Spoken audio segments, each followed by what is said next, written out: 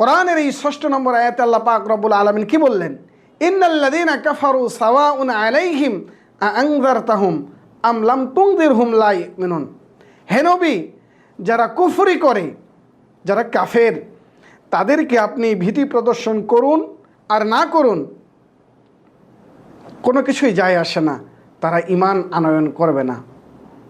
এখানে রাসূল সাল্লাল্লাহু আলাইহি ওয়াসাল্লামকে বলছেন আনযারতাহুম আম লাম তুনযিরহুম, ইনজার শব্দ ব্যবহার করেছেন। ভয়ের ক্ষেত্রে তো ইয়াখাফু শব্দ ব্যবহার করতে পারতেন। আল্লাহ পাক রব্বুল আলামিন ইনজার শব্দ কেন ব্যবহার করলেন?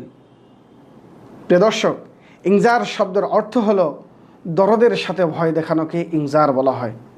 আমরা যেমন আমাদের সন্তানকে কোনো কিছু থেকে হেফাজতে রাখার জন্য, যেমন ধরুন একটু পুকুরের পাশে আপনার সন্তান যদি থাকে, তাহলে আপনি তাকে সতর্ক করেন কিভাবে?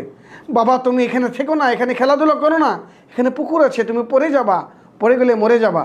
কিংবা আগুনের পাশে খেলাধুলা করলে আমরা তাকে নিষেধ করি খুব দরদের সাথে, বাবা এখানে খেলা যাবে না, এখানে খেললে তুমি হঠাৎ কখন জানি আগুনের মধ্যে পড়ে যাও, তার কোনো নিশ্চয়তা নেই, সুতরাং এখানে খেললে পরে তোমার অনেক ক্ষতি হয়ে যাবে, আগুনে পড়লে তুমি পুড়ে যাবে।